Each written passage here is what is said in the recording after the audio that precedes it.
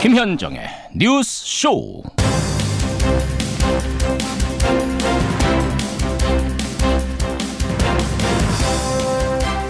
애청자 여러분, 어젯밤 무사하셨습니까?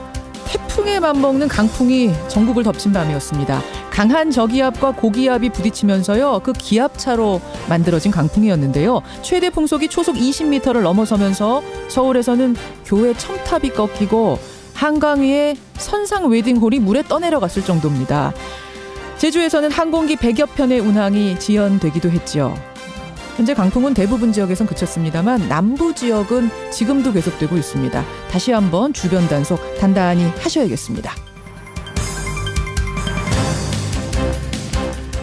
대기의 강풍은 잦아들었습니다만 지방선거판의 바람은 이제 서서히 불어옵니다. 바른미래당의 유일한 관역당체장이었던 원희룡 제주지사 어제 탈당을 선언하고 무소속 출마를 밝혔지요. 한국당에서는 김문수 전 경기지사를 서울시장 후보로, 또 현역의 이철우 의원을 경북지사 후보로 낙점했습니다. 박원순 서울시장은 내일 출마 선언을 한다지요. 조금씩 6.13 지방선거의 윤곽이 드러나고 있는 상황. 이 선거판의 바람, 신선한 바람이 될지 혼탁한 황사가 될지 유권자들은 똑똑히 지켜봐야 될 겁니다. 김현정의 뉴스쇼 출발합니다.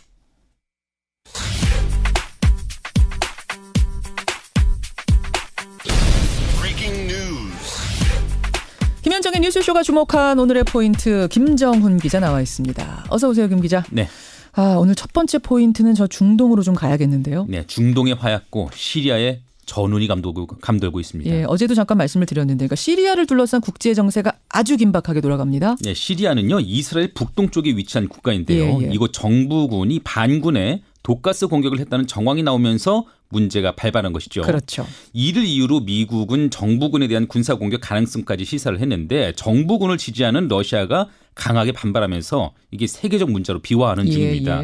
간밤에 유엔에서는 미국이 제안한 시리아 결의안 논의가 있었는데 러시아의 거부권 행사로 일단 무산됐어요. 정부군의 화학무기 사용을 규탄하며 안보리 차원의 조사 기구를 구성하자, 이런 내용이었는데 채택이 안 된 것이죠. 그렇죠. 이에 따라서 미국을 포함한 서방 국가들의 군사력 행사가 초읽기에 들어간 것 아니냐, 이런 관측이 나오고 있습니다. 그러니까 러시아가 반대해서 유엔 차원에서 뭐가 안 되니까 그럼 우리가 독자적으로 하겠다. 그렇죠. 그럼 이게 이제 트럼프 생각인 거예요. 네네. 어제 새벽에 트럼프가 48시간 내에 중대 결정하겠다, 이런 얘기도 했죠. 맞습니다. 이미 미 해군 미사일 구축함이 시리아 해안 인근으로 이동 중이다, 이런 보도가 나오고 있습니다.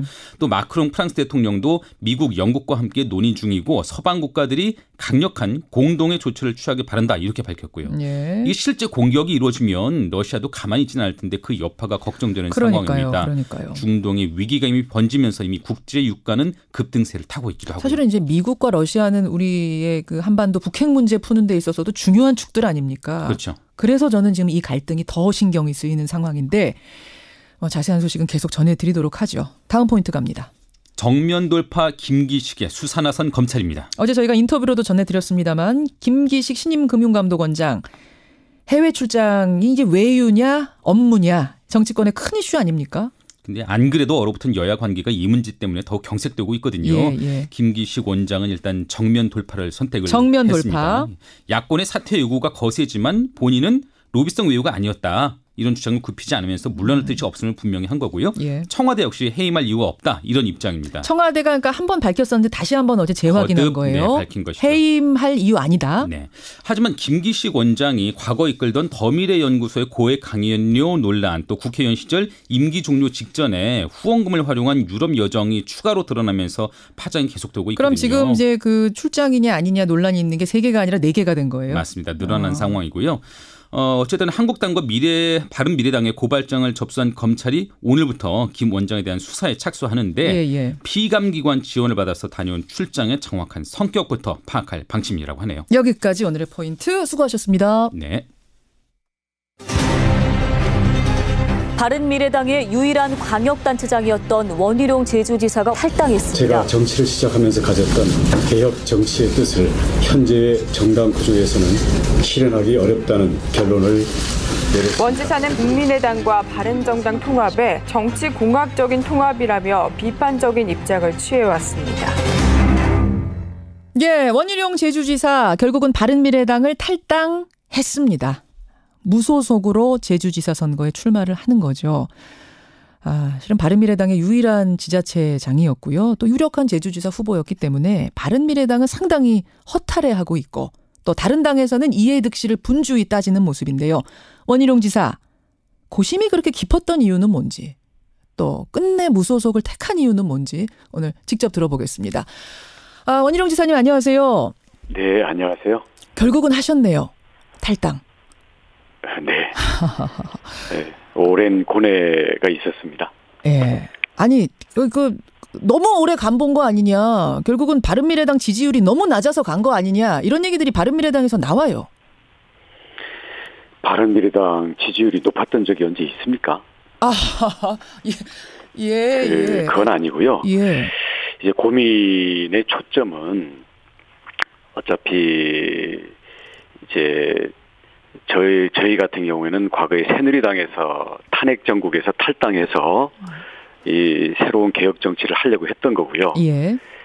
근데 이제 정당이 가려면 뭐 국회의원이나 지도부 같은 머리 부분이 있고, 그다음 이것을 함께 참여하고 행동하는 뭐랄까 몸통, 예. 이런 이 정당의 세력화가 있는 부분이고 사회적인 뿌리나 기반이 이런 게 있겠죠. 그래서 이게 상당히 국민들이 기존 정당의 식상에 있는 이건 있지만 이걸 구체적인 정당과 그 지도부의 어떤 노선과 활동의 모습들을 통해 가지고 이 국민 속에서 정당의 존재감을 키워나가는 거는 전혀 또 다른 차원의 문제예요. 그렇죠. 예. 문제의식이 있다고 그게 뜻대로 되는 건 아니잖아요. 예. 그래서 바른정당의 원래의 취지를 갖고도 존재감을 충분히 갖추는데도 굉장히 버거운 상황이라고 봤는데 예. 여기에다가 국민의당이 합쳐진 거예요. 근데 몸통으로 가면 아주 이질적이고요. 기반이 기존의 이 새누리당에서 떨어져 나온 부분하고 이제 호남을 중심으로 해서 이제 민주당에서 떨어져 나온 부분하고 설사 지도부에서 뭔가 통합적인 걸 해보려고 해도 지역에 가서 정서적으로 부닥치기 때문에 결정이 뒤집어지거나 반발에 부딪혀서 한 발짝도 못 나가는 상황들이 많이 있어 왔고요. 앞으로도 두고 보십시오. 계속 그런 일들이 반복될 겁니다. 계속 있을 거다. 중앙에서는 어떻게든 맞춘다고 하더라도 현장으로 가면, 지역 현장으로 가면 두 당의 그 소속 당원들이 안 맞아요. 화학적으로 안 맞아요. 결합이 안 돼요. 안 됩니다.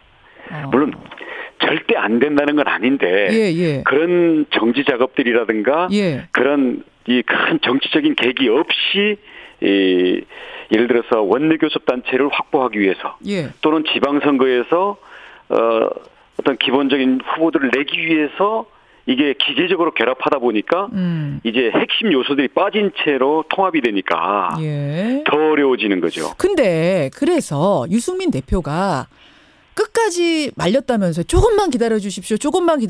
당이 정비될 겁니다. 화학적으로 결합될 겁니다. 이렇게 호소를 하셨다면서요. 근데 영 청사진이 안 보이던가요? 그건 뭐 최근에 한 얘기가 아니라 그 합당 과정에서부터 제가 반대를 했고 이런 견해에 대해서 얘기를 했기 때문에 아무튼 특히 바른정당에서 함께 했던 부분들은 과거에 그 탄핵 정국에서 탈당할 때도 정말 고심의 그 결단들을 내렸던 거기 때문에 가급적이면은 서로의 노력이나 고민들에 대해서 충분히 들어보려고 했던 거고요. 이제 현재 우리 유승민 대표나 우리 안철수 위원장 같은 경우에도 지방선거에 각 시도에서 전부 나가자는 안도 중간에 나왔었고요. 공개됐는지는 모르겠지만 그런 얘기 나왔었죠. 지자체장 나왔었죠. 후보 다 내겠다. 그런 얘기를 하면서 기다려달라고 할 때야. 그렇게 한다면 이게 정치적인 계기가 만들어질 수 있는 거니까 한번 검토는 해보자는 정도는 했던 건데 결국 그냥 안철수 위원장 혼자 출마하는 걸로 그냥 귀결되고 끝났잖아요. 지자체장 후보 더 이상은 못 내는 걸로 지금 당 안에서 얘기가 되나요? 아니 그런 게 아니라요. 어떻게든 내겠죠. 근데 예를 들어서 유승민 대표라든지 아니면 이제 호남에 있는 나름대로 그 중량급 있는 부분들이라든지 해서 의원들이 의원직 내던지고 가는 정도. 예, 아니 제가 그 부분에 대해서 요구를 했던 것도 아니기 때문에 제가 이렇다 저렇다 말하기는 어렵고요. 근데 당 쪽에서는 예. 그런 것들도 있을 수 있으니까 아무튼 모든 카드에 대해서 검토를 해보자라고 했던 그런 상황에서 예. 제가 그것을 어차피 당장 탈당한다고 해서 내가 그게 탈당 안 하면 못하는 그런 그 상황도 아닌데 예. 그런 점에서 충분히 그 의견을 서로 주고받고 고민을 함께 하려고 했던 거고요. 그래서 시간이 좀 길어진 거죠. 그러면 유승민 대표가 말하자면 대구지사 같은데 대구시장 같은데 출마하는 거 카드도 가지고 고민했던 거군요. 원래는 서울시장으로 얘기가 됐었죠. 유승민 대표가 서울시장 안철수 전 대표 아니고요. 예. 그 정도까지 다 던지고 도전하는 거 그러면 나도 제주도 오케이 바른당으로 가겠다 했던 건데 그런 것들이 불반되면서 좀 실망감 같은 걸 느끼셨던 거예요? 그런 건 아니고요. 다시 말씀드리면 저는 합당 과정 자체부터 이건 될 수 없는 답이 없는 합당이다라고 보고 있었기 때문에 같이 갈 수 없다라는 입장을 계속 개진을 했던 거고요. 근데 이제 당 지도부에서는 이제 그런 걸 모르는 건 아닌데 어차피 정치란 게 만들어가는 거 아니냐. 아무튼 방법을 내볼 테니까. 기다려라. 아무튼 시간을 좀 갖고 얘기를 더 해보자. 그러다 보니까 고민이 깊어졌다. 예, 그래서 그런 것들을 그런 것들 얘기해 보자는데 얘기를 못 해볼 이유가 없죠. 그래서 했는데 지금은 특히 지방선거를 앞두고 일정이 이제 정해져 가면서 과거에 얘기가 됐거나 고민이 됐던 부분들이 이제 가부간에 결론이 날 부분들은 거의 다 났기 때문에 알겠습니다. 저도 결론을 내야 되는 거죠. 알겠습니다. 이런 말씀 어제 하셨더라고요. 현재의 특정 정당에 매이지 않고 당파 진영의 울타리도 뛰어넘어서겠다. 이런 포부를 밝히셨던데 말하자면 이번 선거뿐만 아니라 선거 후의 정치 상황 즉 우리의 정당 구도가 뭔가 이래서는 안 된다. 재편돼야 한다라는 이런 생각까지 염두에 두고 지금까지 행동하셨다고 봐도 되는 겁니까? 네. 고민은 그쪽으로 다 있습니다.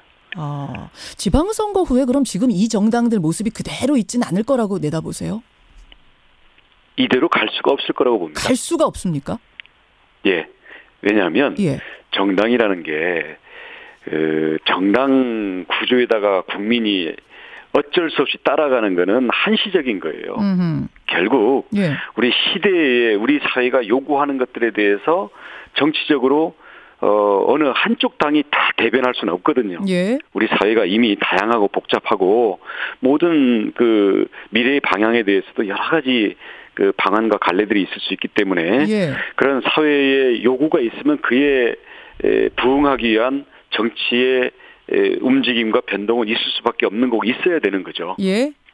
그래요. 재편이 될 것이다. 이대로 살아남기는 어려울 것이다. 그럼 어떤 식의 재편이 우리 정치를 위해서 바람직하다고 보십니까? 우선은 대권 주자들을 중심으로 해서 3개, 4개 이렇게 갈라지는 거는 바람직하지 않다고 생각을 하고요. 현재 아무튼 그 민주당 중심의 이 부분이 현재 국정 운영도 주도권을 쥐고 있고 또 그동안의 어떤 특히 탄핵을 거치면서 국민 속에서 어떤 이 시대의 흐름을 상당 부분 대변하고 있는 거 아니겠습니까? 근데 어떠한 민주국가도 한쪽 세력으로만 쏠려서 국가가 갈 수가 없습니다. 국제적인 환경이 그렇고요. 우리 사회의 경제 환경이나 사회의 다양한 요구가 그렇기 때문에 그런 점에서는 어떤 현재의 야권 자체가 과거의 보수 진보의 어떤 그 강론들을 뛰어넘어서 기존의 진보라고 얘기됐던 부분이라든가 아니면 현재 진보 보수 어디에도 속하지 않은 문제들이 참 많아요. 저출산 문제가 진보로 해결돼야 됩니까? 보수로 해결돼야 됩니까? 그 말씀이니까 야권이 조금 더 지금보다 강해져야 한다. 하나로 뭉쳐서 견제할 수 있는 세력으로 커야 한다라는 말씀이신 거죠? 결론은 그건데요. 그렇게 가기 위해서는 현재 야권들이 과거의 낡은 모습, 과거의 기득권에 안주하고 있는 어떤 정치 세력으로서의 이 틀을 완전히 깨고 어떻게 보면 청산을 해야 되고요. 그건 전제 조건이다. 네. 자, 그러면 시대의 새로운 요구들을 대표할 수 있는 인재들과 그런 세력들을 광범하게 규합하고 발탁을 해야 되고요. 알겠습니다. 그런 속에서 과거의 권위주의고 폐쇄주의적이고 어떤 국회의원들이 기득권을 위한 그게 아니라 정말 국민과 함께 할 수 있는 그러한 풍토의 새로운 정당 문화를 만들어야죠. 그러니까 어떤 보수 단일화의 큰 그림 같은 것도 지금 생각하고 계시는 것 같아요. 그러니까 결론으로서는 저는 큰 틀에서 기존의 기득권을 버리면서 시대의 대표성 그리고 다양한 국민들의 어떤 이 참여를 담을 수 있는 그러한 틀로 새로 태어나야지. 거기서 지금 정당들끼리 서로 상대방만 죽이면 자기에게 반사이익이 올 거다. 혹시 지금 그런 게 아닌가 저는 굉장히 의구심을 갖고 있는데요. 그렇게 해서는 공멸 모두 망합니다. 모두 망한다. 원희룡 지사 지금 만나고 있습니다. 지금 유재광님, 정민호님 외에 많은 분들이 혹시 그럼 지금 무소속으로 출마하시니까 이렇게 해서 당선되시고 나면은 자유한국당 입당하시는 거 아닙니까? 이런 질문이 그냥 직설적으로 주시는데 지금 말씀 쭉 들으니까 그건 아닌 것 같아요. 그렇지 않습니다. 그 후에 재편. 뭔가 정계 개편이 필요하다. 그 가능성을 보고 지금 하나하나 행보하고 있는 거다라는 그렇게 하는 거고요. 하셨어요? 일단 당장은 제가 책임져야 될 부분이 제주의 삶을 책임지고 제주의 변화를 이 선도해 나가는 게 제가 해야 될 일이기 때문에 그 속에서 아무튼 제주도민의 더 나은 삶 그리고 제주도가 지금 많은 변화의 와중에 있잖아요. 이 부분에 대해서 온몸을 던져서 이걸 헤쳐나가면서 그 과정 속에서 새로운 정치의 내용과 어떤 문화 이 부분들에 대해서 저도 나름대로 제시할 수 있는 그런 그 노력과 결과들을 갖고서 정계 개편에 임하고 싶습니다. 알겠습니다. 오늘 여기까지 말씀 듣지요. 고맙습니다. 네, 고맙습니다. 다음 주에 공식 출마 선언을 합니다. 무소속 탈당은 어제 선언을 했습니다. 원희룡 제주지사였습니다.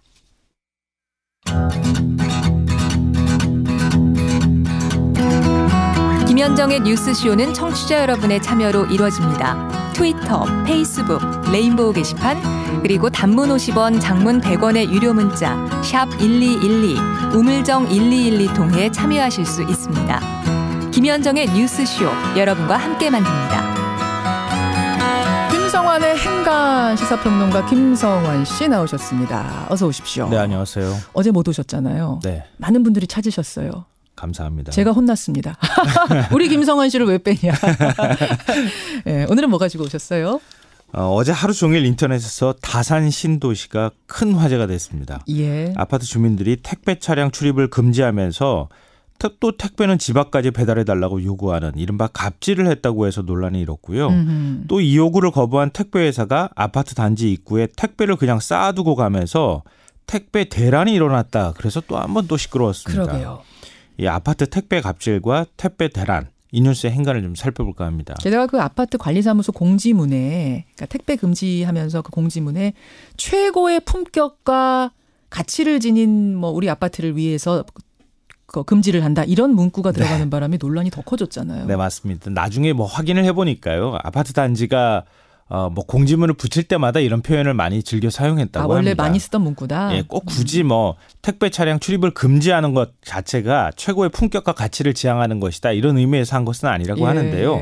어찌 됐든 간에 이 택배 차량 출입을 금지한 게 이달 1일부터라고 하거든요.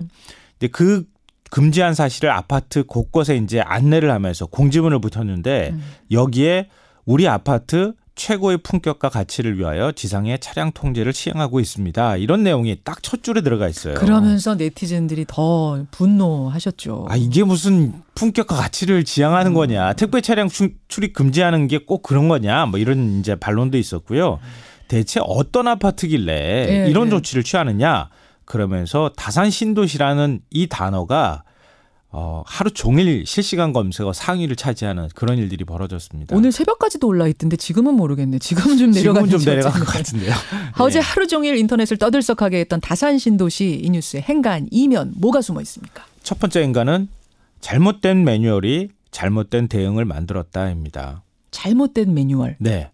불이 났어요. 예. 근데 매뉴얼에 물로 불을 끄는 게 아니라 기름을 부으라고 했다면 어떤 일이 벌어질까요? 그게 왜 여기서 나옵니까? 더 불이 크게 번지겠죠. 그렇죠. 다산 신도시 아파트 관리사무소가 주민들에게 공지문을 붙여서 안내를 하면서 택배기사 대응 요령을 적어놨습니다.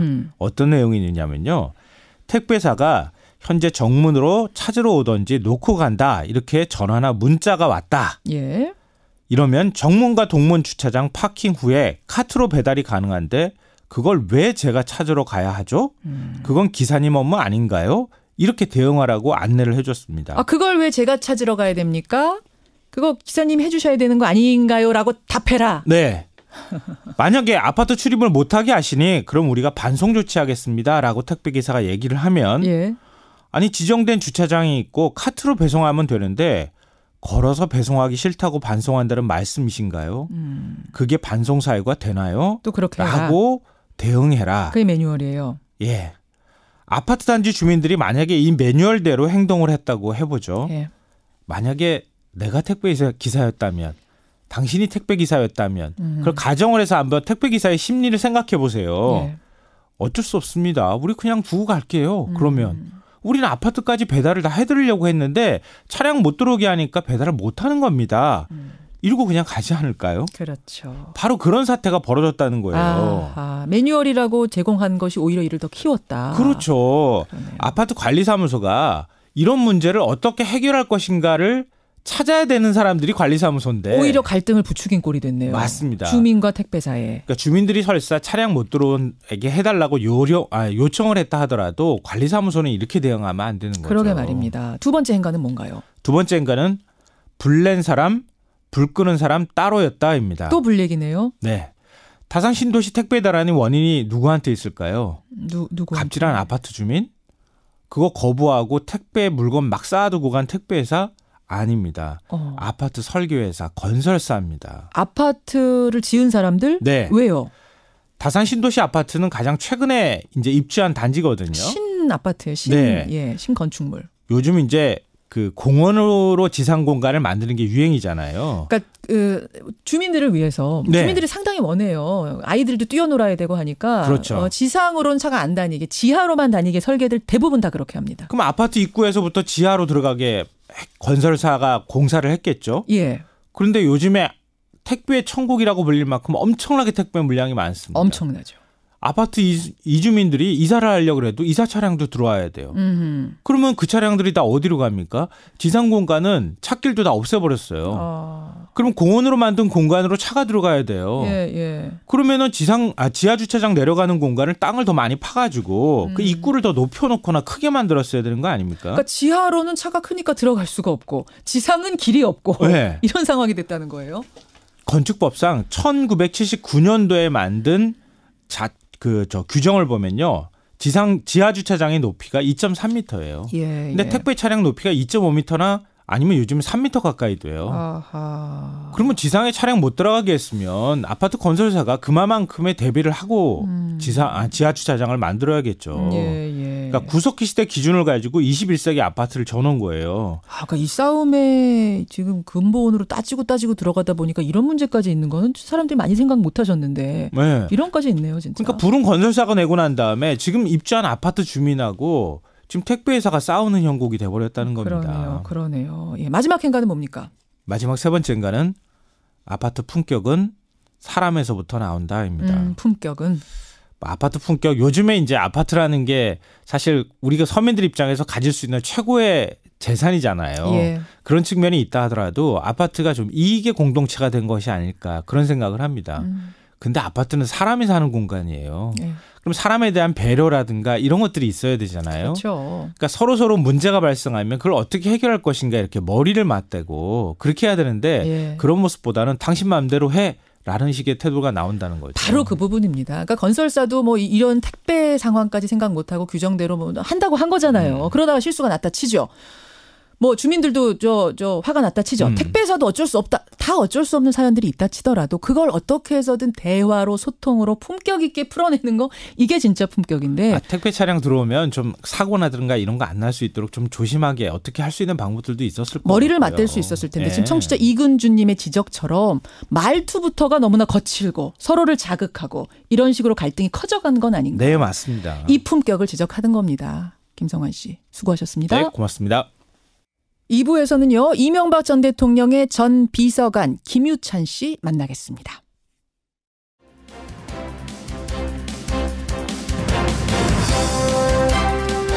김현정의 뉴스쇼 2부 출발합니다. 나에 대한 검찰 기소는 짜맞추기 수사다. 무술 옥사다. 라고 옥중 페이스북을 올렸죠. 이명박 전 대통령. 그런데요, 2007년에 이 이명박 전 대통령의 의혹을 담은 책을 냈던 사람이 하나 있습니다. 벌써 11년 전에 이런 책을 낸 거네요.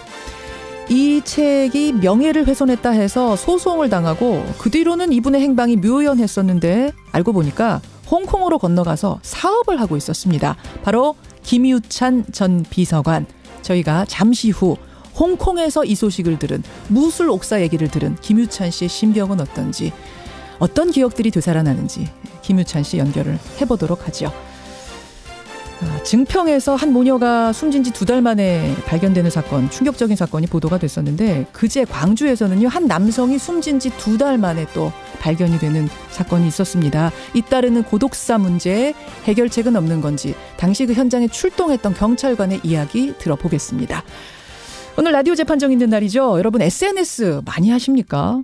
특히 그 아이들 사진들 많이 올리실 거예요.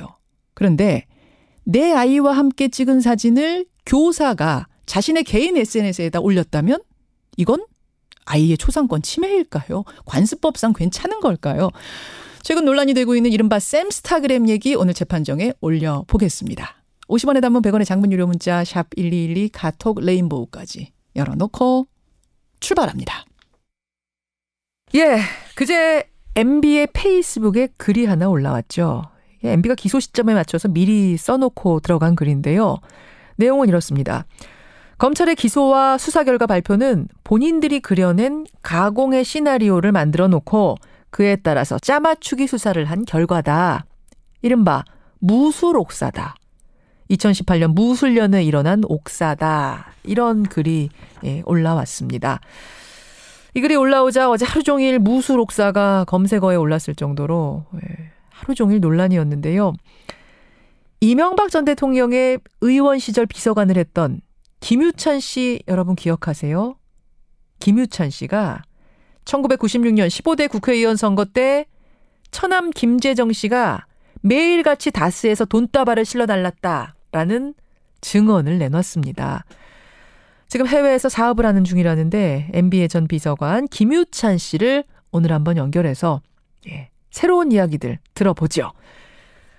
김유찬 선생님 안녕하세요. 예, 안녕하세요. 해외에서 사업을 하신다고요? 해외에서 주로 이제 외자를 좀 자금주들과 협의를 해서 자금이 필요한 기업들에게 공급을 하고 하는 그런 외자 도입 업무를 약 15년간 지금 하고 있습니다. 실은 2007년에 이명박 리포트라는 책을 통해서 MB의 비리 의혹을 세상에 처음 폭로한 분입니다. 근데 그 후로 일각에서는 행방불명됐다는 얘기도 나왔었는데, 그러니까 해외 가서 사업하고 계셨던 거군요. 예, 그 2007년 8월 10일 날 그렇게 억울한 옥살이를 444일간 하고 2008년 10월 28일 날 나왔는데. 잠깐만요. 지금 들으시는 분들이 무슨 옥살이 하실 텐데, 그러니까 2007년에 MB의 비리 의혹, 지금 여러분이 보고 계시는 그 18가지 의혹이 사실은 이 책에 담겨 있었습니다. 이명박 리포트라는 책을 김유찬 씨가 냈는데 거기에서 명예훼손을 했다 해가지고 옥살이 하신 거죠? 그렇습니다. 예. 제가 보고 듣고 느낀 그대로를 기록한 책을 냈습니다. 그걸 명예훼손이다. 글쎄요. 명예훼손이 그렇게 명예가 소중한 사람이면 대통령이 나오질 말아야죠. 검증받기 싫으면은 나오질 말았어야죠. 그때가 경선이 한창 한나라당 경선이 벌어지고 있을 그 무렵에 이 책을 내셨던 건데, 명예훼손으로 이명박 대통령이 이명박 당시 후보가 고소를 했고 구속 하루 전날 검사 출신의 저명한 법조인한테 연락이 왔다면서요. 네, 그렇습니다. 뭐라고 하던가요? 당시 갑자기 어떤 그 유명한 법조인이 만나 뵙자 이렇게 전갈이 지인을 통해서 왔길래 당시 이명박 의원 시절에 조직부장 출신이셨던 주종탁 부장과 함께 동행을 해서 그 자리에 갔습니다. 문을 열고 들어가니까 얼굴이 많이 익은 분이더라고요. 96년 당시에 선거법 위반 당시에 서울중앙지검의 최고 지위에 있었던 최환지검장이라는 분이 그 자리에 계시더라고요. 최환지검장이었군요. 예, 그렇습니다. 예, 그래서 그분이 저는 일면식도 없는 분인데 저를 만나자고 해서 이렇게 가서 뵈니까 저를 아주 반갑게 맞으시면서 김동지 요즘 고생이 많다고 제 손을 덥석 붙으시더니 고생이 많다고 자리에 앉으라고. 그래서 이제 앉아서 이렇게 말씀을 나누는데 지금 그 서울 검찰청에 중앙지검에 신익의 쪽의 인사들이 엄청난 압박을 가합니다. 우리 김동지가 뭐 험한 꼴을 당하게 될 것 같습니다. 그러니까 뭔가 압박이 있다라는 얘기를 하시던가요? 예, 압박 정도가 아니라 김유찬이 잡아들여라 이게 지금 다 된 밥에 코 때리는 친구니까 무조건 잡아들여서 입을 열지 못하게 하라. 이런 취지로 당시에 그 검찰 수뇌부 쪽에다 그 정치권에 정치권이라는 게 뻔하죠. 친이계 쪽이겠죠 당시에. 그래서 아주 그 자기 후배들이 달달달달 볶여가지고 도저히 견디지 못할 정도. 결국은 그분이 담대히 대하십시오. 그러면서 이제 이렇게 격려를 좀 해주시더라고요. 알겠습니다. 그런 전반을 봤을 때 대단히 정치적인 이유에 의해서 아마 구속이 된 것이 아닌가 저는 그렇게 확신하고 있습니다. 김유찬이 잡아들여라라고 들들들들 볶이고 있다. 정치권으로부터 이런 얘기를 전했다. 그건 뭐 다 사실입니다. 알겠습니다. 팩트입니다. 96년에 지검장 지냈던 그 최환 선생이 그런 이야기를 했다. 자, 10여 년이 흘러서 이제는 MB가 기소돼서 재판에까지 넘겨지는 걸 보면서는 일단 어떤 생각 드세요? 지금도 페이스북에도 뭐 이렇게 나오고 그 전에도 그러고 정치 보복이라고 주장을 합니다. 예. 아니 스님한테 돈 뜯어내고요. 다 쓰는 자기 게 아니라고 끝까지 이런 표현을 좀 죄송합니다만 닭발표 오리발을 계속 내밀고 대통령직이나 하신 분이 이 대통령직을 마치 뇌물 수금하는 자리로 착각하신 분 아니겠습니까? 뇌물 수금하는 자리로. 그것이 어떻게 정치 보복입니까? 그것은 뿌린 대로 본인이 거둔 겁니다. 뿌린 대로 거둔 거다. 자, 선생님 그러면 선생님께서 그 국회의원 할 때, 그러니까 15대 국회의원 1990년대에 같이 일을 하신 거잖아요. 그때 기억을 좀 더듬어 보면 그때도 뭔가가 이상한 점들이 많이 있었습니까? 돈과 관련돼서? 뭐 저는 이제 당시에 정치를 배우기 위해서 30대 중반에 정치를 배우기 위해서 여의도 문을 두드렸고 첫 인연이 된 사람이 MB였습니다. 처음에 그 면접을 볼 때 MB가 저한테 그러더라고요. 같이 크자 그러더라고요. 같이 크자. 좋은 말이네요. 그 말이 얼마나 신화적인 그런 인물이 같이 크자라고 했을 때 그 설레임이라는 건 말로 표현을 못합니다. 그렇죠. 뭐 1년여 동안 쭉 같이 있으면서 기획단 업무를 하지 않습니까? 제가 이렇게 하면서 되게 이제 돈의 흐름을 알게 됩니다. 선거판에서 이제 돈의 흐름을 알게 되는데 어마어마한 돈들을 투입하는 겁니다. 그것이 불법이든 그것이 합법이든 그냥 모조리 그냥 돈으로 할 수 있는 건 다 하는 거예요. 예를 들어서 전수조사, 전화 홍보를 가장한 지지를 유도하는 건 다 불법입니다. 그 당시에도. 또 전화 홍보원들을 갖다가 말이 자원봉사지 유급으로 일당 얼마씩 주고 자원봉사가 아니었어요? 전혀 자원봉사가 아닙니다. 그러니까 그런 것들이 그냥 눈 가리고 아웅하는. 그리고 또 어떤 불법들이 돈으로 자행됐습니까? 뭐 어디에 불법 자금을 건넨다든지 이런 것도 있었어요? 그 당시에 이제 무슨 명박사랑이니 무슨 사랑이니 해가지고 수도 없이 많은 사조직들이 있지 않습니까? 조직들, 사조직, 지지 모임. 사조직들 다 돈입니다. 99.9%를 그렇게 보시면 됩니다. 누가 MB가 사랑스럽고 누가 존경스러워서 모이겠습니까? 돈 보고 모인 거죠. 그렇게 돈을 막 뿌려대면서 선거를 하려면 돈이 막 들어와야 될 텐데 출처는 어디예요? 어디서 마대자루로 갖고 옵니까? 대북이고 지금 다스입니다. 다스. 그 당시에 제 손을 거쳐간 돈만 해도 한 13억 정도가 되고 선거운동 기간에 들어가서는 조직 쪽에서는 돈을 머리수가 곧 돈이하고 똑같기 때문에 하루에도 아마 적게 들어야 몇 억 단위씩 계속 들어갑니다. 그 당시가 1996년인데 하루에 몇 억이 들어갔어요? 그럼요. 제가 관리한 기자들 관리 출접대하고 밥 사주고 촌지 주고 그 이상까지 하는데도 월 한 4천만 원씩 제가 결제를 했으니 다른 거는 불문가지거든요. 물어보지 않아도 뻔한 얘기거든요. 그 돈이 다 다스에서 지금의 다스 그 당시에 대부 기공으로부터. 왜냐하면 그걸 제가 알게 됐냐면은 당시에 그 돈을 다스로부터 이제 배달을 했던 사람이 예. 이모 비서관이라고 있습니다. 예. 현대에서 인사과에 있다가 MB가 데리고 나왔던 이제 MB맨인데 예. 그분을 통해서 당시 그 김인옥 여사의 남동생이죠. 지금 돌아가신 김재정 씨. 다스의 이제 대주주죠. 예.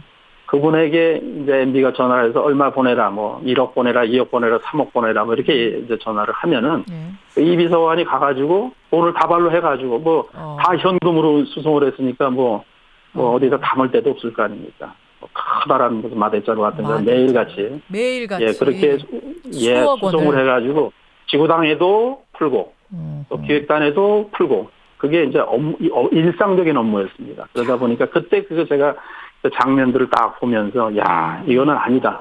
돈으로 유권자를 사고 돈으로 권력을 사는 이런 아주 망국적인 선거를 하는구나 이런 생각을 하게 됩니다. 다스의 대주주인 김재정 씨가 김윤옥 씨 동생 처남이죠. MB 처남. 김재정 그렇죠. 씨가 비서관한테 마대에 돈을 담아서 매일 날라줬다. 지금 이명박 전 대통령의 말대로 다스가 자기 게 아니라면 MB 게 아니라면 그러면은 처남은 그냥 매형을 돕기 위해서 매일 몇억 원씩을 그 회사에서 마대자루로 담아서 줬는가? 바로 이 부분인데 어떻게 보세요? 그게 아마 이제 예민한 부분인데요. 이미 96년 종로 부정선거 때부터 참모들한테 다스 대북이고는 MB 거라는 게 아주 공공연한 비밀이었어요. 누가 얘기 안 해도 당연히 MB 거라는 걸 알고 있었습니다. 그 김재정 씨가 누굽니까? 김인옥 여사의 남동생이잖아요. 그렇죠. 그 남동생의 부인이 당시 사무국장을 맡았던 권 국장이라는 분의 여동생입니다. 예. 그 권 국장이 푸념식으로 하시는 말씀이 예. 내가 만약에 내 여동생이 그 많은 전국에 펼쳐져 있는 수많은 땅 다스의 대주주면은 얼마나 좋겠냐. 내 여동생이 그렇게 부자면 얼마나 좋겠냐. 그런 얘기를 여러 번 하시더라고요. 이게 진짜 김재정 씨 거면 얼마나 좋겠느냐. 결국 바지 사장이라는 거를 얘기하는 거네요. 네, 그러니까 그런 얘기들을 갖다가 반어법이죠. 예. 그러니까 그 당시에 이미 저희들 참모들 내부에서는 다스. 뭐 다 알고 있었다. 대북이고는 알겠습니다. 당연히 MB 거다. 당연히 MB 거다. 예. 지금 이제 검찰이 기소한 혐의는 16가지입니다. 그런데 아직 사람들이 모르는 그 혐의 안에 들어있지 않은 다른 의혹이 혹시 또 있을까요? 저는 아까 말씀드린 대로 15년간을 해외로 이제 전전을 하면서 외자를 다루는 일을 하기 때문에 예. 여러 가지 이제 고급 정보들을 듣게 됩니다. 그 중에 하나가 MB와 관련된 여러 가지 비자금 정보들도 들어오게 되더라고요. 그냥 뒤로 자빠질 정도로 큰 자금 규모들입니다. 그 뭐 설마 수조 원대 이런 거예요? 저기 약간 규모가 어쨌든 굉장히 크더라고요. 그 MB의 비호 세력들이 아직도 이른바 이제 기득권을 갖고 있는 이들이기 때문에 제가 2007년 때 그들에 의해서 어쨌든 억울하게 희생이 된 그런 과거가 있고 상당히 두려움을 느낍니다. 따라서 정말 용기 있고 그리고 정의감이 불타는 그런 탐사 보도를 할 수 있는 기자분들이 그런 것들을 추적을 해서 만약에 이것을 보도할 수만 있다면은 저는 제가 가지고 있는 정보를 아마 아낌없이 다 제공을 해드릴 겁니다. 알겠습니다. 지금 그 이상은 이렇게 할 입장은 못 됩니다. 그렇죠. 지금 이제 두려움을 느낀다라는 말씀이 어떤 건지 제가 충분히 이해가 갑니다. 2007년에도 뭔가를 밝혔다가 고생을 하신 분이기 때문에 여기까지만 의혹 제기를 하고 그 다음은 검찰의 몫이고 뭐 언론인의 몫이다 이런 말씀이에요. 마지막으로 이제 구치소에서 재판을 받게 될 MB에게 꼭 좀 전하고 싶은 이야기가 있다면 한 말씀 짧게 하시겠어요? 인간지사 세웅지마지만 이제 MB가 감옥에 갔고요. 나는 그런 MB에게 이렇게 얘기하고 싶습니다. 다 내려놓으시라. 애시당초 MB는 돈과 출세로 관장한 천박한 그런 의미에서 본다면 지내놓고 보면 다 다 내려놓으시라. 이 말 하나에 그냥 모든 게 담겨 있는 것 같습니다. 이게 뭐 방송용으로 적절한 용어인지는 모르겠습니다만 돈에 그야말로 한이 맺힌 사람. 환장이라는 표현 지금 쓰셨는데요. 아니, 죄송합니다. 제가 조금 지난 세월이 생각나서 좀 격해져서 그랬는지 몰라도 마지막으로 그 말씀을 드리고 싶습니다. 예. 사실은 지금 멀리서 굉장히 바쁜 비즈니스 중인데도 마이크 잡아주셨어요. 감사드리고요. 또 뭔가 질문 드릴 게 있을 때 제가 연락드리겠습니다, 선생님. 그렇게 하십시오. 예. 이렇게 초대해 주셔서 대단히 감사합니다. 고맙습니다. 네, 안녕히 계세요. 이명박 전 대통령의 비서관 출신이죠. 96년 국회의원 선거 당시에 부정선거가 치러졌다는 사실을 세상에 처음 폭로했던 바로 그분 김유찬 씨 만나봤습니다.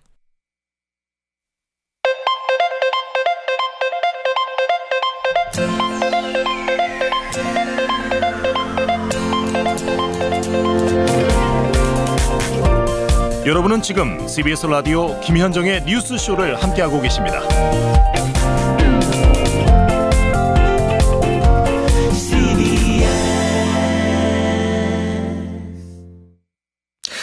얼마 전 증평에서 한 모녀가 숨진 채 발견되는 일이 있었죠. 문제는 이들이 숨진 지 최소한 2달 정도가 됐고 그 사이에 아파트 주민도 지자체도 아무도 이들의 죽음을 몰랐다는 겁니다. 그런데 그제 광주의 한 원룸에서요. 60대 남성이 역시 숨진 지 2달이 넘은 상태로 발견이 되는 그런 일이 또 벌어졌습니다. 이른바 고독사입니다. 2013년에 1280명이던 것이 지난해에는 처음으로 2000명을 넘어섰습니다. 우리가 분명 관심을 가져야 할 대상들인데요. 오늘 이 고독사 문제 생각해 보겠습니다. 신고를 받고 현장으로 출동했던 분이세요. 광주 동부경찰서의 김유성 형사팀장 연결을 해보죠. 팀장님 안녕하세요. 네, 안녕하십니까. 원룸에서 고독사한 이 남성분 집주인 신고를 받고 가셨다고요? 네, 그렇습니다. 예. 현장에 제가 직접 인장을 했습니다. 가보니까 어떤 상황이든가요? 사체가 이렇게 침대 밑으로 엎어져서 이렇게 돌아가셨는데요. 고도 부패가 됐었습니다. 그래서 굉장히 악취가 심했고 주인 입장에서는 월세가 한 달, 2달 이렇게 밀리니까 전화도 안 되고 그래서 확인으로 왔는데 심한 악취가 풍겨 나오니까 문을 강제로 개방하고 들어간 겁니다. 아니, 그러니까 문 열기 전부터 밖에서 복도에서부터 악취가 날 정도였어요? 그렇죠. 근데 그 정도라면 주변에서도 눈치를 한참 전에 챘었어야 되는데 어떻게 신고가 2달 만에 들어간 거죠? 그 원룸에 빈 방들도 많고 실질적으로 옆에 사는 사람들도 관심이 없기 때문에 그리고 하수도나 이런 데선 새어나오는 냄새라고 생각을 하는 거죠. 뭐 사람이 죽어서 악취가 난다 이런 생각을 안 하는 겁니다. 그러니까 원룸이 다닥다닥 붙어 있는 형태지만 무슨 냄새가 그렇습니다. 나도 그냥 뭐 하수구 냄새련 혹은 이게 누군가의 집에서 뭔가가 일이 발생해서 났을 거라고 생각을 해도 거기에 크게 관심을 갖지 않는 상황. 그렇습니다. 그럼 그 할아버님은 가족이나 지인이나 왕래를 주고받는 사람이 전혀 없었어요? 한 20년 전부터 노숙 생활을 하면서 생활했고 실질적으로 작년 추석까지는 여동생하고도 그 약간 만남이 있었습니다. 예. 그런데 추석 이후로는 만남이 없었고 혼자 이렇게 고독사가 된 것인데. 예. 그러니까 결혼도 안 하신 상태고 가족 그렇죠. 중에는 유일하게 여동생하고만 연락이 닿았는데 그 여동생도 추석에 만난 게 마지막. 네, 그렇습니다. 이 60대 남성, 이 할아버지의 사연이 더 안타까운 건 뭐냐면 일기장이 하나 발견됐다면서요. 네, 그렇습니다. 예, 여기 보면은 삶이 피폐하고 황폐하다. 그리고 옛 연인에 대한 그리움이 아주 절절하게 담겨 있다던데 그 직접 보셨죠, 팀장님? 네, 그렇습니다. 예, 어떤 내용이든가요? 그 노숙 생활하고 이렇게 애롭고 고독하니까 그 비슷한 사람들끼리 만난 것 같아요. 그 여인을 돌아가시기 전에 한 달 정도 동거를 한 것 같습니다.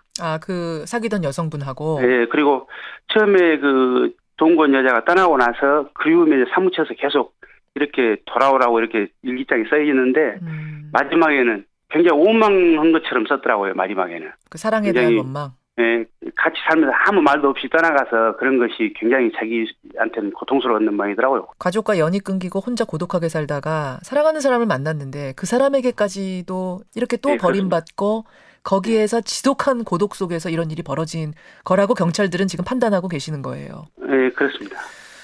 그럼 이렇게 돌아가신 분은 아무 가족들과 왕래도 없고 장례를 어떻게 치릅니까? 여동생하고 연락해 보셨어요?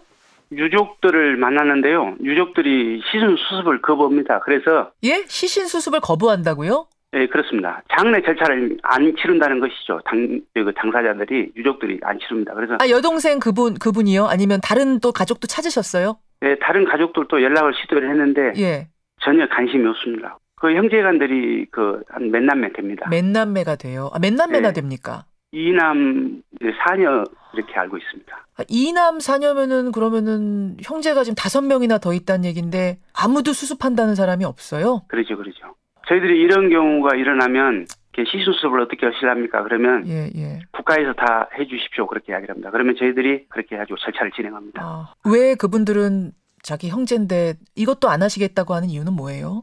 자기들도 경제적으로 힘들다는 것이죠. 경제적으로. 그리고 왕래가 형제간으로서 연을 이렇게 한 20년 이상 끊고 살기 때문에 형제간의 정이라든가 이런 것도 없는 것 같습니다. 전혀. 이제 와서 내가 왜 내 돈으로 장례를 치러야 되는가 이런 그렇죠. 경우가 많다는 얘기. 뭐 이런 일들을 얼마나 자주 겪으세요? 거의 통상적으로 하는 것 같습니다. 상당히 한 5번 정도 변사 사건이 일어나게 되면 한 번 정도는 그런 것이 아닌가 저희들이 그렇게 보고 있습니다. 광주의 경우는 5번 변사 사건 출동하면 그중에 한 건은 이런 고독사. 네, 그렇습니다. 마지막 떠나면서 경찰만 옆에 있는 거죠. 뭐 말로라도 뭐라고 하면서 보내드리세요, 그분들? 저희들이 변사 사건이 난다든가 고독사를 하게 되면 가서 사체에 대한 애호를 다 갖춥니다. 묵념도 하고 굉장히 돌아가신 분이지만은 마지막 가는 길이니까 가족들도 버렸는데 경찰이라도 좀 따뜻하게 하자. 그래서 저희들이 신경을 많이 쓰죠. 그리고 안타깝고 불쌍합니다. 이렇게 보면. 불쌍하죠. 저놈에게 태어나서 어떻게 인간이 마지막 가면서 이렇게 스스로 혼자 가는가. 그래서 저희도 좀 안타깝습니다. 그렇죠. 왜 안 그러시겠습니까?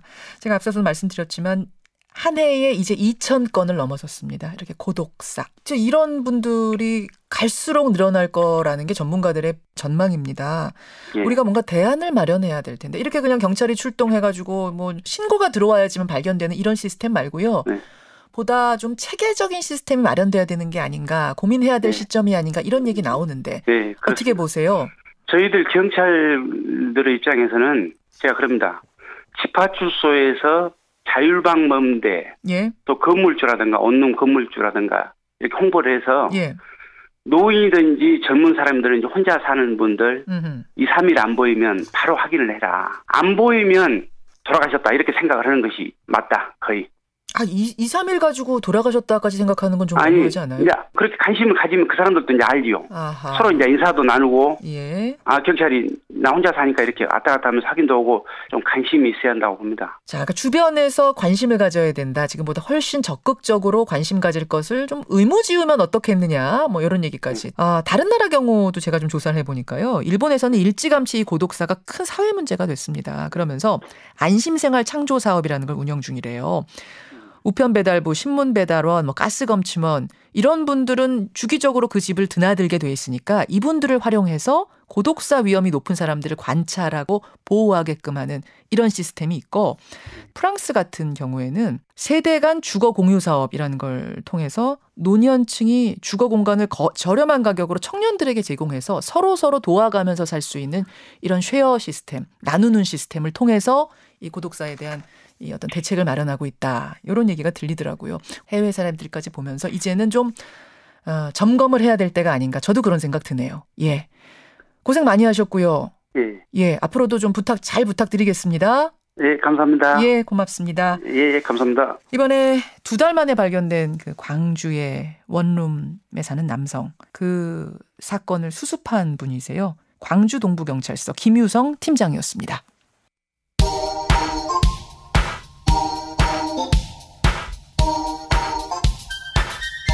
김현정의 뉴스쇼 CBS 라디오와 함께하고 계십니다. 저는 퇴근길 시사자키 정관용입니다. 고독사 심각하네요 하면서 문자 많이 주셨어요. 박찬수님, 주변에 나를 생각해주는 사람이 단 한 사람만 있더라도 이런 일이 발생하지 않았을 텐데 안타깝다 하셨고요. 김효찬 씨 인터뷰 들으시고는 서기배님 감사합니다. 참으로 기가 막히고 코가 막히는군요. 장승원님은 아까 최환 검사 얘기가 잠깐 나왔는데 그분이 영화 1987에 나온 분하고 동일 인물인가요? 물으셨어요. 동일 인물 맞죠? 노 변호사님. 네, 그럴 것 같아요. 네, 동일 인물 맞습니다. 1995년에서 97년 사이에는 이제 검사장 지냈던 그분이고요.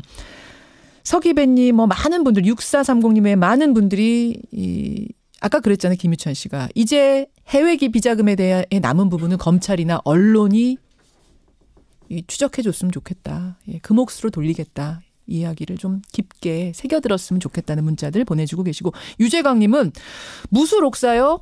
아주 난중일기를 쓰죠 하시면서 거친 말들 보내주셨네. 제가 뒤는 안 읽겠습니다. 그런가 하면은 어제 저희 뉴스닥에서 전역 작가가 김기식 금감원장이 유럽에 갈 때 동행했던 인턴, 그 인턴도 비즈니스석을 태웠다는데 나는 생전 처음 듣는 얘기다라는 이야기를 하셨었죠. 그 후에 금감원에서 보도자료를 하나 냈습니다. 그 인턴은 비즈니스를 태우진 않았다. 이코노미 태웠다. 이런 이야기를 했다는 거 저희가 정정해서 말씀드리고요. 6708님. 오늘도 김현정의 뉴스쇼를 좀 더 많이 들으려고 직장에 일찍 도착해서 차 안에서 듣고 계신다는 6708님. 저희가 선물이 있다면 좀 챙겨드릴 텐데 아쉽게 시사 프로라 선물이 없네요. 고맙습니다.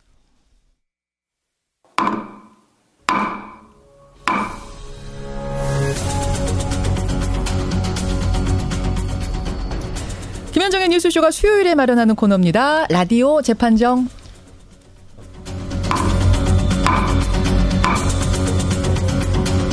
논란이 되고 있는 이슈나 인물을 저희가 스튜디오 재판정에 올려놓으면 여러분 들으시면서 배심원 자격으로 판결을 내려주시는 코너죠. 오늘도 두 분의 변호사 모셨습니다. 오늘은 약속대로 이분 먼저 소개하겠습니다. 백성문 변호사, 백성문 마당쇠님 어서 오십시오. 네, 안녕하세요. 백성문입니다. 제가 아침에 택시를 타고 오는데 제 택시 기사분이 딱 타자마자 백마당쇠님 안녕하세요라고 하시더라고요. 진짜? 네, 진짜로요. 그리고 김현정의 뉴스쇼 왕팬이고 또 이 백마당쇠와 노상국님의 왕팬이라고 굉장히 계속 얘기를 하면서 왔거든요. 야. 저는 사실 인사를 안 하는 걸 컨셉으로 잡으려고 그랬는데 그래서 오늘 그분한테 이제 백마당쇠라는 소리를 듣고 나도 이제 자포자기를 하면서 내가 마당쇠가 됐구나 인정한 하루가 됐습니다. 안녕하세요. 백성문입니다. 야, 아까 6708 그분 아니시죠? 동일인 아니시죠?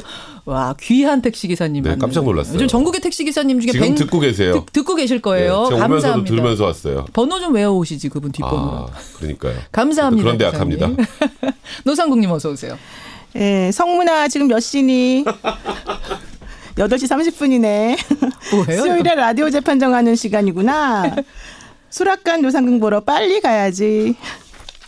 아우. 넘어질 뻔했어요. 너무 놀래가지고. 대답해주기로 해놓고 이렇게 저를 배시네요. 진짜. 아니 질문인지 좀 애매해가지고요. 지금 질문이잖아요. 지금 몇 시냐고. 이게 죄송합니다. 상당히 오글거려서 자제해야지 하는데도 또 중독성이 있는. 이제 자제하겠습니다. 제가 오다가 한 소리 들었어요. 우리 PD님께서 저보고 반응이 극과 극이에요. 자제해 주세요. 그래서 제가 오늘까지만 합니다. 여러분 오늘까지만입니다. 반응들 보내주세요. 여러분 반응에 따라서 다음 주 정하겠습니다. 아니요, 삐졌어요. 안 할 거예요. 이렇게 두 분과 함께 오늘도 유쾌하게 시작하는 라디오 재판정. 근데 이거 우리 이렇게 웃고 즐거워할 때만이 아닌 것이 박근혜 전 대통령의 형량. 지난주에 두 분 다 징역 25년 이상 나올 거다라고 두 분 다 그러셨는데 틀렸습니다. 틀리셨어요. 뭐 아직 1심이긴 합니다만. 뭐 1년 차인데요. 뭐 사실 그걸 너무 틀렸다고 하시는 건 좀 억울한데 일단 기본적인 그 상황을 좀 보시면 최순실보다는 높은 형량이 예상된다라는 부분. 그러니까 국정 최고 책임자로서 더 많은 책임을 져야 된다는 부분이 인정됐다라는 거. 뭐 그 부분에 대해서는 뭐 다른 변호사들과 마찬가지로 대부분 생각이 맞았던 것 같고요. 지금 말씀하셨던 것처럼 일단 1심 판결이었고 항소심에 가면 또 어떻게 변할지 모르겠습니다만 지금 현재 또 국정원 특수활동비 재판도 따로 하고 있잖아요. 실제로 이제 거기에서 나온 형까지 합치면 지금보다 더 중형이 선고된다고 봐야 될 것 같네요. 노 변호사님.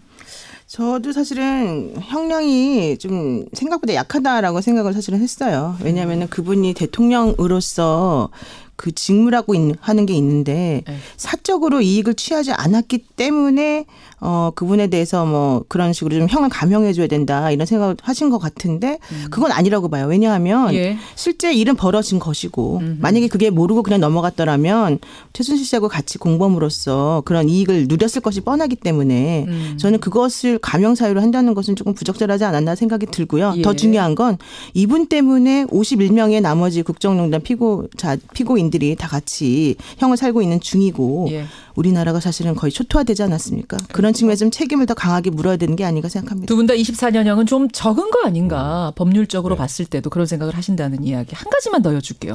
이명박 전 대통령도 구속 기소가 됐습니다. 이제 재판 시작이 됩니다. MB도 재판 보이콧 할까요? 그건 아니에요. 아닙니다. 그러니까 일단 강훈 변호사가 이제 이명박 전 대통령 접견하고 나와서 재판에서는 적극적으로 임하겠다라고 했는데 제가 한번 저번에 그런 말씀 드린 적이 있어요. 이명박 전 대통령 같은 경우는 지금 수사받는 과정에서 지금 검찰 수사 다 보이콧하고 있잖아요. 그렇죠. 보이콧하고 있는 이유 중에 하나가 그건 정치 투쟁화 한다는 것도 있지만 더 중요한 건 현재 깜깜이 상태입니다. 그러니까 측근들이 들어가서 무슨 얘기를 했는지 몰라요. 무슨 증거가 있는지도 몰라요.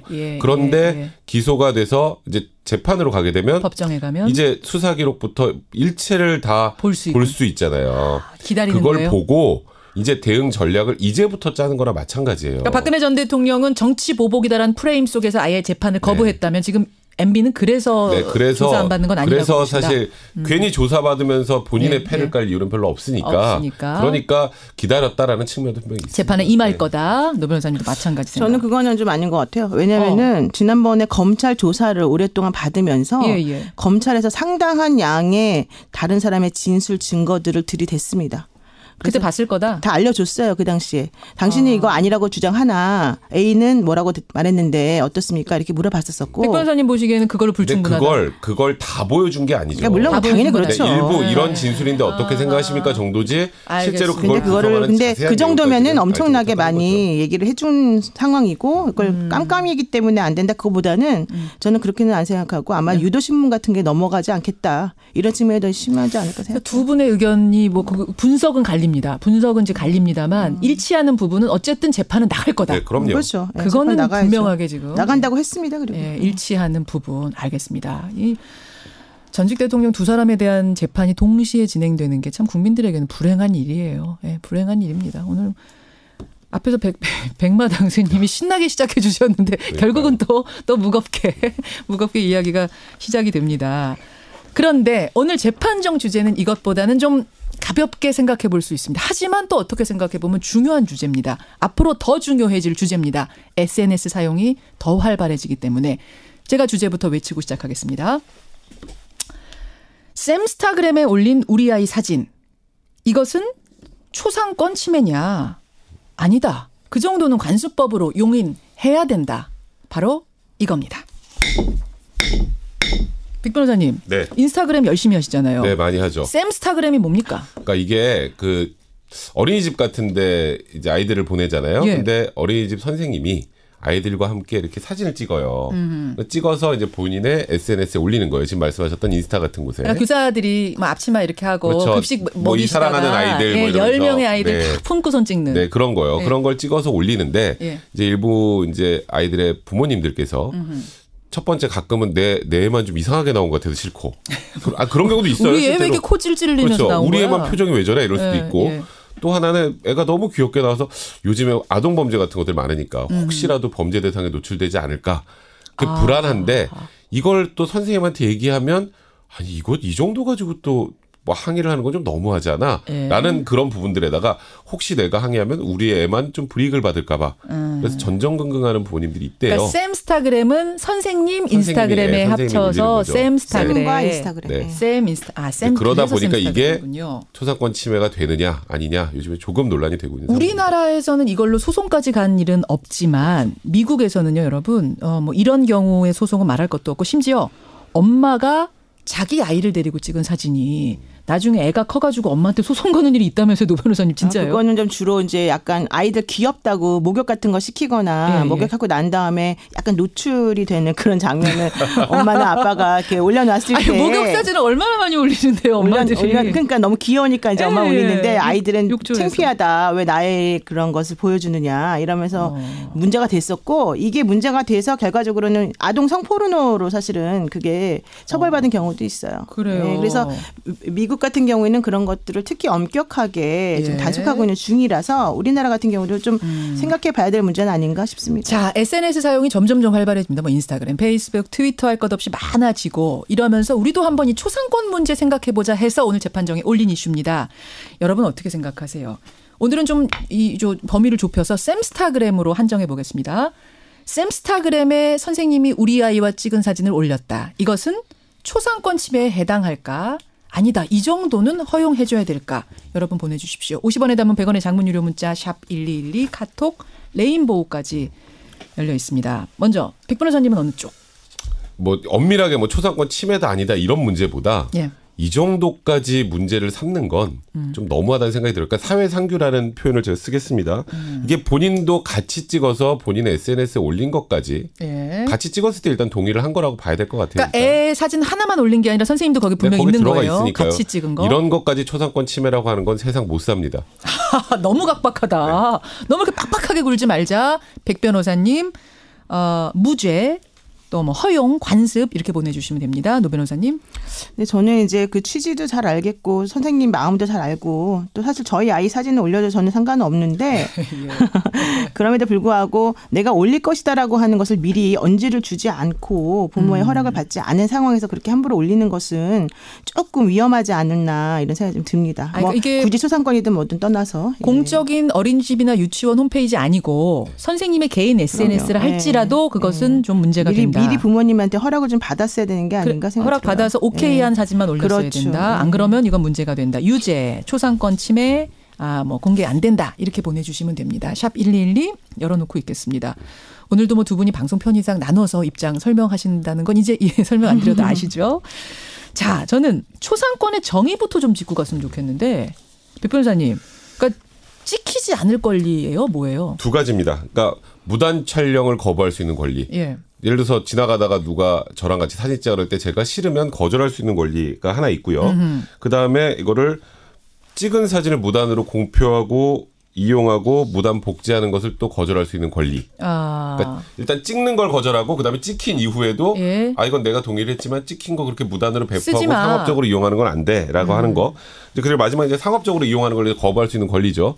이 모든 걸 합쳐서 이제 초상권이라고 해요. 그러니까 사실 지금 초상권의 개념으로 엄밀히 말한다면 누가 저랑 같이 사진 찍은 거 올릴 때도 허락받는 게 맞죠. 그렇죠. 네, 그런데 이제 그게 초상권을 침해했다고 무조건 문제가 되는 게 아니라 이게 사회상규상 허용되는 범위이냐 범위이지 않느냐가 문제인 거예요. 사회상규상의 문제를 생각해야 된다. 네, 그러니까 이제 좀만 더 말씀드리면 만약에 누군가가 제 사진을 찍어서 상업적으로 이용한다.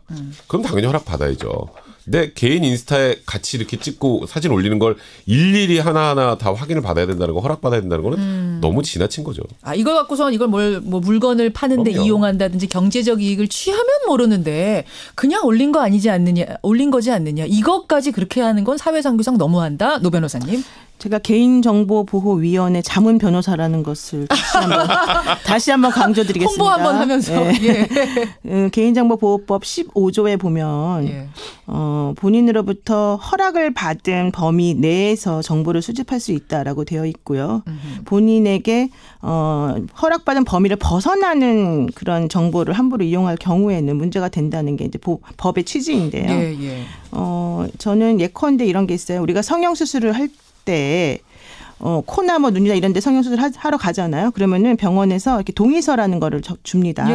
이 당신의 성형된 사진을 찍겠습니다. 그리고 그 사진을 홈페이지에 올리겠습니다. 이런 걸 해요.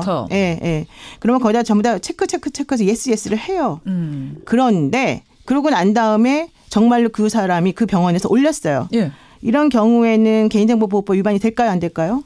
안 되죠. 본인이 예스했다면. 안 되겠죠? 네. 라고 생각하지만 사실은 됩니다. 왜냐하면 그렇게 일괄적으로 그 사람에게 사진을 찍어도 되냐라고 물어봐서 이 특정한 것, 예를 들면 나는 내 치료 때문에 사진 찍는 건 오케이지만 이것을 나중에 홈페이지에 올려서 광고하는 건 싫다라고 생각할 수가 있잖아요. 두 개가 분리가 되는 건데 일괄적으로 그렇게 제대로 설명하지 않고 찍는 경우에 예스 했다고 해서 그거를 공개하는 것까지 동의한 것을 보지 않는다는 거거든요. 그 정도로 지금 개인정보에 대한 부분, 초상권에 대한 바로 부분이 이 부분하고 똑같다는 거예요. 선생님하고 사진 찍는 건 오케이. 그러나 내 얼굴을 그렇게 공개하는 건 안 오케이가 될 수 있거든요. 자, 그 부분 제가 좀 핵심을 줄여보겠습니다, 여러분. 그러니까 사진을 지금 같이 찍은 거거든요. 이게 꼭 아이가 아니더라도 어른이라 할지라도 같이 찍는 순간 나는 이미 그 사람이 이걸 블로그에 자신의 블로그에 공개해도 좋다는 걸 동의한 걸로 볼 것인가 아닌 것으로 볼 것인가. 백 변호사님은 어떻게 보세요? 일단 지금 노 변호사님의 예가 좀 적절하지 않아요. 성형수술 전후의 사진을 올리는 거 이거하고 지금 아이들하고 지금 인스타그램 올리는 거를 지금 비교를 하면 안 되죠. 코 높인 사진, 쌍꺼풀 수술한 사진. 아까 조금 전에 개인정보보호법 얘기를 하셨잖아요. 허락을 받은 범위 내. 물론 조금 전에 말씀하셨던 것처럼 엄격하게 해석을 하는 경우도 있죠. 아까 같이 성형수술 전후의 사진 같은 경우는 이거는 정말 개인의 인격권을 좀 많이 침해할 수도 있어요. 아이고 저렇게 생겼어서 전에 뭐 이럴 수도 있잖아요. 사람들이. 그런데 아이들과 한 10몇 명 우르르 같이 선생님이 사진을 찍은 것을 그러면 각각의 부모님들한테 다 한 명씩 전화를 해서 제가 A랑 사진을 찍었는데요. 저희가 10명을 찍었는데 제가 이거를 개인 SNS에 올려도 되겠습니까? 그거 하기 전에 못 올려요. 못 올려. 그쯤 되면. 못 올리죠. 그러니까 허락을 받은 범위 내라는 게 아까 같이 그런 류의 사례가 아니라 이렇게 같이 다니다가 찍는 사진들 이런 경우는 같이 찍을 때 올리는 것도 지금같이 SNS가 광범위하게 퍼져 있는 상황에서는 허락을 한 범위 내로 보는 게 그게 지금 사실 어찌 보면 상식이에요. 상식. 같이 찍는 순간 허락이라는 거 그럼 부모들이 아이에게 교육시켜라. 그렇죠. 그 말씀이세요? 아이가 이거는 그러니까 저 선생님 저 이거 찍은 거는 저 같이 올리시는 거 저 싫어요. 이렇게 얘기를 하든가 아이들이. 근데 그게 아니라 아이들 다 같이 웃으면서 찍은 것을 그걸 하나하나 올릴 때마다 모든 부모님한테 허락을 받아야 되는 건 너무 무리고. 그러니까 이게 엄격한 법의 잣대가 필요한 그런 영역도 있지만 이렇게 좀 사람 사는 냄새가 나게 이런 부분들 정도는 용인하고 가는 것이 어찌 보면 너무 각박하다. 너무 각박하다는 거 하나 하고 그다음에 같이 찍는 순간 이건 동의의 의미가 들어간다. 요즘 같은 세상에서는 SNS가 활발한 세상에서는 그 이야기를 지금 논거로 들어주셨는데 자 문자 좀 보겠습니다. 문자도 굉장히 갈리네요. 오늘 이유진 님은 저는요. 제 SNS에 제 아이와 함께 찍은 사진도 절대 올리지 않습니다. 왜냐면요. 가끔 가다 무슨 중고품 파는 사이트 같은데 카톡 사진이 악용된다는 얘기를 들은 후로부터는 아이 사진도 절대 못 올려요. 하물며 선생님이 제 아이 사진 안 됩니다. 이런 분이 계세요. 반면에 6708님, 한남심님 외 많은 분들은 이 정도 교사가 아이 사진 올리는 것까지 초상권 침해라고 하는 건 좀 너무하네요. 한남식님 일단 올릴 수 있도록 해두고 이의 신청하는 부모들에 한해서 내려주는 방법을 쓰면 되지 않습니까? 이런 부분. 7840님 몰래 찍어서 올린 거면 안 되겠지만 선생님과 친구들과 함께 찍은 사진을 개인적으로 올리는 것까지 이게 너무 각박합니다. 두 개 읽으시네요. 반대 의견은. 자, 더 읽겠습니다. 노상국님 거 더 읽겠습니다. 9576. 너무 예민하세요. 9576님. 아니 아까 제가 여기 반박도 못했는데 갑자기 문자로 넘어가시고 저는 언제 설명하나 기다리고 있어요. 요 다음 드릴게요. 아이들이 다니는 어린이집이 어딘지 알 수 있지 않습니까? 그러면 범죄에 이용할 수 있기 때문에 이건 안 됩니다. 5280님 초상권 침해죠. 100%입니다. 이분도 역시 딸하고 찍은 사진을 SNS에 못 올리신대요. 요새 이제 범죄가 너무나 많으니까 그 이야기를 지금 많은 분들이 범죄와 연결시켜서 해주고 계세요. 초상권보다가 그 문제가 더 심각하다. 노 변호사님. 사진을 찍을 때마다 하나하나 다 허락받아라 이게 아니고요. 내가 당신의 아이와 사진 찍은 것을 올릴 수 있습니다. 이렇게 그 올리는 행위에 대해서 확인을 받으면 된다라고 저는 보고요. 또 하나는 아까 올린 다음에 나중에 이해하면 되지 않느냐. 올렸다는 사실 자체를 몰라요, 사실은. 그럼 선생님들 거마다 다 체크해야 찾아봐야 되냐, 되잖아요. 매일매일. 그거는 제가 보기에는 조금 힘든 부분이 있을 것 같고요. 또 하나는 저도 제 아이들하고 찍은 사진 절대 안 올리고요. 저희 아이들 뭐 이렇게 노출되는 거 별로 안 좋아하는데 이게 우리 뭐 그럴 일 없다고 생각하시겠지만 요즘에 SNS 정 아이디나 이런 거 있으면은 미국 비자 받으러 갈 때도 다 내라 이런 시절이잖아요. 시대잖아요. 그러니까 그게 무슨 얘기냐면 당신이 자기도 모르게 한 여러 가지 활동이나 말이나 이런 것들을 전부 다 내가 심사하겠다 이런 뜻이어서 사실은 조심해야 돼요. 게다가 영화 같은 걸 보세요. 그러면은 딱 범인이 누군지 모르고 있을 때 혹은 아주 우연한 단서 같은 걸 발견할 때 사진 속에 있는 누군가를 보면서 발견해내는 그 장면이 항상 나오거든요. 그게 무슨 얘기겠습니까? 나도 모르게 나와 관련된 정보가 이용될 수 있다는 거죠. 그러니까 위험하다는 거죠. 충분히 말씀하셨죠. 네. 지금 백 변호사님 옆에서 애 같아요. 시간이 가는데 하세요. 아니 그거는 이제 영화 속 얘기고요. 마지막 부분 영화 속 얘기고. 그러니까 이게 지금 아이들이 범죄 대상이 될 수 있다 쪽으로 지금 얘기가 흘러가는데 그거는 좀 너무 오바인 것 같고요. 개인적인 생각으로. 너무 극단적인 경우를 얘기하는 거 아니냐? 극단적인 생각이에요. 저는 그렇고. 그럼 아이가 아니라 그냥 우리 어른으로 그러니까 생각하죠. 이제 더 나가보면 이제 그 샘스타그램에서도 다 허락을 받는다면 더 나가보면 친구들끼리 어디 놀러 가서 같이 막 찍은 사진들 나중에 다 전화해서 일일이 전화해서 내가 이걸 저기 올려도 되니 이런 걸 물어보고 살아야 되나요? 백변 노변 저 셋이 찍고 나서 백 변호사님 올리려면 그럼 다 물어봐야 되느냐? 그러니까 그리고 참 저희 이거 라디오 재판장 이거 이렇게 봉 들고 있는 사진 있잖아요. 그것도 저한테 허락 안 받았어요. 우리 그때 허락 받았어요. 당연하죠. 저한테는 안 물어보셨는데. 사진 찍는다고 우리 이거 올릴 거라고 말하고 했어요. 사진 찍는다고만 했죠. 아니 올릴 거라고 했다니까. 올릴 거라고 했다니까요. 싸우지 마세요. 제가 알아볼게요. 보통 이제 친구들과 같이 뭐 술을 한잔 하거나 이럴 때 사진 찍으면 야 그거 나 좀 올리지 마 이렇게 얘기해 주는 친구들 좀 안 올려요. 근데 같이 찍고 아무 말 없으면 올리는 거 이것까지 일일이 허락을 받아야 되고 이게 더 극단적으로 나가서 불법 행위가 되니까 손해배상 청구 대상이 된다. 이거는 좀 이게 상식인가요? 저는 오늘은 상식이라는 말을 가장 많이 쓰고 싶어요. 상식에서 법도 상식이다. 백 변호사님 이 말씀이시고 노 변호사님은 지금은 사실은 범죄가 횡행한 시절에 그건 아니다. 이 말씀. 백 변호사님처럼 하면 재판에서 집니다. 왜요? 민사상. 오늘 굉장히 불꽃이 튑니다. 두 분이 불꽃이 튀고 청취자 의견도 불꽃이 튑니다. 지금 제가 들여다보고 있는데 이 순간에도 계속 의견이 바뀌어요. 52, 48, 49, 뭐 51 이렇게 왔다 갔다 밝히는데 지금 그냥 이 순간으로 끊겠습니다. 이 순간으로 끊겠습니다. 와, 이거는 뭐 누가 지고 누가 이겼다라고 하기 어려울 정도가 나왔는데 어려운 문제네요. 자, 샘스타그램에 교사가 내 아이와 같이 찍은 사진을 올렸다. 이것은 과연 초상권 침해인가 아닌가? 우리 청취자들의 선택은 52% 대 48%. 이건 정말 48대 52, 52대 48로 초상권 침해가 맞다 쪽의 손을 조금 더 들어주셨습니다. 근데 이건 진짜 팽팽하네요. 사실 오늘 포커스가 아이들이 범죄의 대상이 될 수 있다. 이쪽으로 가다 보니까 약간 결과가 이렇게 나온 것 같아요. 초상권 측면에서 바라봐 주셨으면 좋겠네요. 자, 이거는 한 번 더 생각해 볼 주제인 것 같아요. 오늘 잘 우리가 화두 던진 거죠? 네, 그럼요. 두 분 고생하셨습니다. 네, 고맙습니다. 노영희, 백성문 두 분이었습니다. 불청객 황사가 또 몰려들었네요. 어제는 강풍이 그렇게 불더니 오늘은 황사가 우리를 괴롭힐 모양입니다. 주변 단속하시고요. 오늘 건강 잘 챙기시고요. 전 내일 아침 7시 반에 다시 돌아오죠. 고맙습니다.